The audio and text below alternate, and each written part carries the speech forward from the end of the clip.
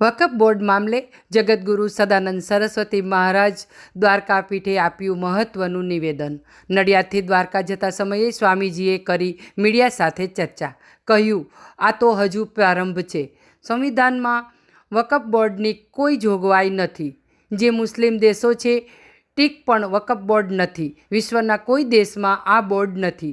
વકફનો સમાજ માટે શું ઉપયોગ? જો તે મુસ્લિમ સમાજ માટે છે તો છેલ્લા 71 વર્ષમાં મુસ્લિમ સમાજના વિકાસ માટે તેમણે શું કાર્ય કર્યું? આ બધું એક ઢોંગ છે જેથી તે રદ થવું જોઈએ. अब उसमें बिल में क्या क्या डिटेल्स है विस्तार से जब देखेंगे तो मालूम पड़ेगा. हम लोग तो ये चाहते थे कि वक्फ बोर्ड हो ही ना, लेकिन अभी संशोधन हुआ है तो प्रारंभ हुआ है. ना होने से कुछ तो हुआ. वास्तव में जो हिंदू भाइयों की संपत्ति पाकिस्तान में थी वो हिंदुओं को प्राप्त नहीं हुई, तो वक्फ बोर्ड का विधान कहाँ से हुआ है? संविधान में तो ये भी कोई जोगवाई है नहीं वक्फ बोर्ड की. और विश्व के किस देश में वक्फ बोर्ड है? जो मुस्लिम देश हैं वहाँ है क्या? तीसरी बात, वक्फ बोर्ड का उपयोग क्या है? समाज के लिए, देश के लिए क्या योगदान है?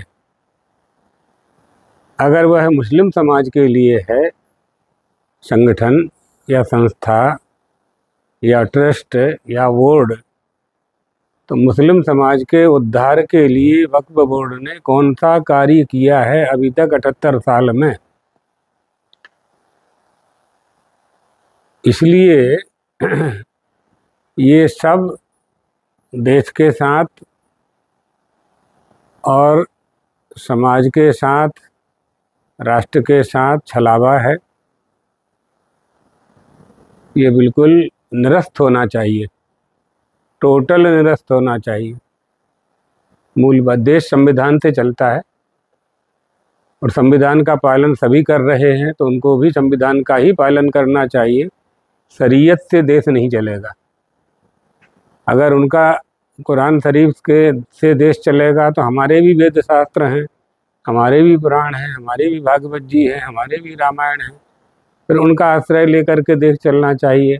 और राष्ट्र का संविधान धर्मनिरपेक्ष है तो कोई भी मजहब वाले देश में निवास करने वालों का शासन उनके धर्म ग्रंथों के अनुसार यदि चलता है तो हमारा तो वेद शास्त्रों के अनुसार ही चलता था ना. सनातन धर्म तो वेद शास्त्रों का ही अनुयायी है. हमारी परंपरा तो वही थी.